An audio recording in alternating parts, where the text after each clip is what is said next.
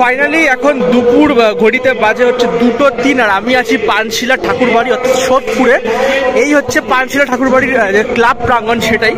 আর already তোমরা ব্যাকগ্রাউন্ডে শুনতেই পাচ্ছ খুঁটি পুজোর আওয়াজ, ঠিক ওইখানে মণ্ডপটা হয়েছে। আর এখানে দেখো লেখা আছে পানশিলা ঠাকুরবাড়ি দুর্গা উৎসব স্বাগতম বলে লেখা। খুঁটি পুজো আজকে এই মুহূর্তে অনুষ্ঠিত হচ্ছে।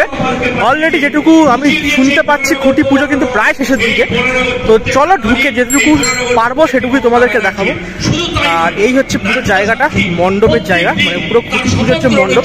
দেখতে পাচ্ছি প্রচুর কিন্তু এখানে মানে এখানকার পাড়ার লোকজন সবাই কিন্তু জড়ো হয়েছে এই খুঁটি পুজোর অনুষ্ঠানে। খুব দেখতে ভালো লাগছে। আজ থেকে মনে হচ্ছে সোদপুরে দুর্গা পুজো শুরু হয়ে গেল। তো এই ফিলিংসটা কিন্তু আমাদের বাঙালিদের কাছে দারুণ একটা ব্যাপার। আর এইখানে কিন্তু খুঁটি পুজোটা আয়োজন করা হয়েছিল অলরেডি, কিন্তু খুঁটি পুজো শেষ দেখতে পাচ্ছি আমরা। এখানে পুজো কিন্তু মানে অলরেডি কমপ্লিটেড।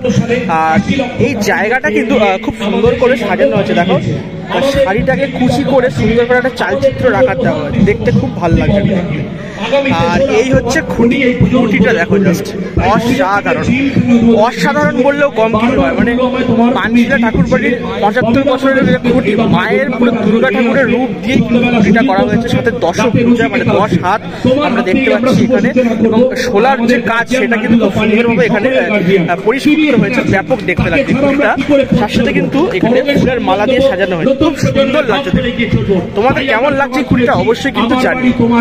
এখানে কত মা দুর্গারা রয়েছে, দেখো তাদের হাসি দেখো। দুর্গাপুজো শপিং বলতেই আমাদের মুখে হাসি ফুটে উঠবে, আর কারোর উঠুক না উঠুক না, এটাই তো আনন্দ। আমি চাই সকলে মিলে আমরা পানিহাটির পুরো পরিবার, বরানগরের পুরো পরিবার, এই সবাইকে নিয়ে আমরা যেন সবাই সুখে থাকি, শান্তিতে থাকি। দুর্গাপুজোর সবাই মিলে আমরা যেন আনন্দ করতে পারি। মা যেন সকলকে সুস্থ রাখেন, সুখী রাখেন, সুস্থ রাখেন, এটাই চাইবো।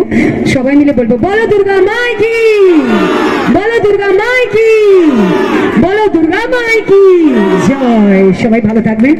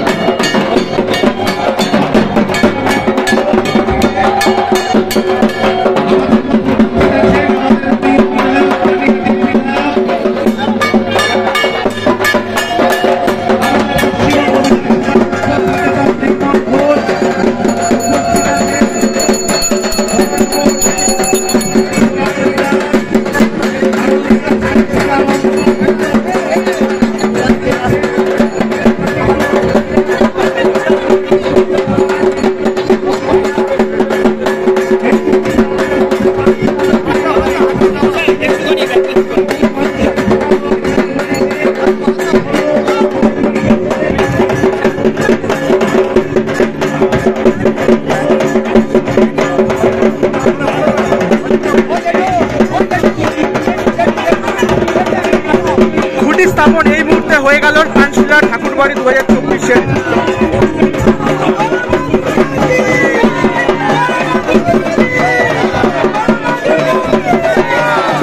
পানশিলা ঠাকুরবাড়ির খুঁটি পুজো তোমাদেরকে তো দেখালাম। এখন আমি এই মুহূর্তে যেই জায়গাটায় আছি সেই জায়গায় কিন্তু মাসখানেক আগে আমি এসেছিলাম। আর এই জায়গাটা কিন্তু কাজ হচ্ছিল, বিভিন্ন ধরনের সোলার কাজকর্ম কিন্তু হচ্ছিল, তোমরা আমার ভিডিওতেও দেখেছো হয়তো।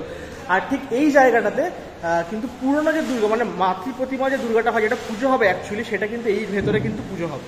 তারপরে কিন্তু থিমের ঠাকুর কিন্তু একদম মণ্ডপ যেখানে খুঁটি পুজো আয়োজন হচ্ছে সেখানে কিন্তু থিমের ঠাকুরটা কিন্তু বসতে চলেছে। মানে বুঝতেই পারছো পানশিলাতে এলে কিন্তু তোমরা এবছর জোড়া দুর্গা দেখতে পাবে, একটা হচ্ছে মেন মাতৃ প্রতিমা আর একটা কিন্তু থিমের প্রতিমা। আর 75 বছরের 1ম থিমের পুজো দায়িত্ব আমার ঘাড়ে, তো আমার বাড়তি আর দায়িত্ব থাকেই তার উপরে। তো আমি চাইছিলাম যে 75 বছর রিপ্রেজেন্ট করবে এমন একটা জলস্পূর্ণ কাজ করবে। অ্যাকচুয়ালি একটা মহল করছে, একটা রাজস্থানী মহল হচ্ছে, রাজস্থান থেকেও লোকজন আসছে, তেমন চেষ্টা করা হচ্ছে লাইভ পারফরমেন্স যাতে হয়। রাজস্থানী দল থাকছে যেগুলো এখন আস্তে আস্তে অবলুপ্ত প্রায় হয়ে যাচ্ছে, সেগুলো দিয়েই কাজ হবে। বাইরেরটা একটা মহল হবে, যত আপনি ভেতরে ঢুকবেন 3টে পরিবেশ পাবে, প্রথমে একটা বাইরে, তারপরে একটা পরিবেশ, তারপরে লাস্ট ইন্টেরিয়ার পার্টটা।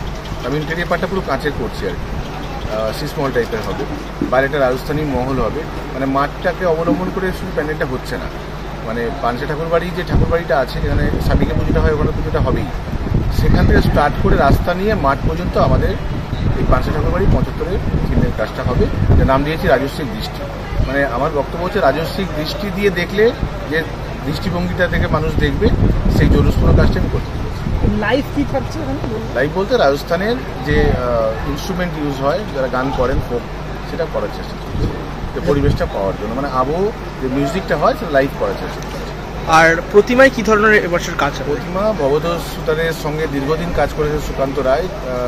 সম্ভবত গত বছর দমদম পাক সার্বজনীন ঠাকুর করেছেন উনি এবছর আমার সঙ্গে দুটো কাজই করছেন, মানে আমার ঘোষপাড়ার নীলে বিলীন আর পানসা ঠাকুরবাড়ি রাজস্ব দৃষ্টি ঠাকুর উনি বানাচ্ছেন।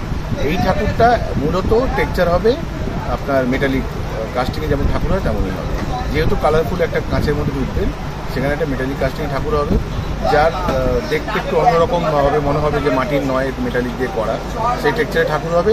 এটুকু বলতে পারি জেলা স্তরে এরকম ঠাকুর আগে হয়নি বলে আমার মনে হয়। পানশিলা ঠাকুরবাড়ির এবছর কিন্তু 75তম বর্ষের যে খুঁটি স্থাপন, মানে দুর্গা পুজোর যে শুভারম্ভ, সেটা কিন্তু তোমাদেরকে দেখিয়ে দিলাম। আর এ বছরের যে থিম হতে চলেছে সেটা কিন্তু রাজস্থান ঘরানার ওপর কেন্দ্র করে হতে চলেছে। আলটিমেটলি পুজোর সময় কেমন কি সেজে ওঠে সেটাই কিন্তু দেখার বিষয়।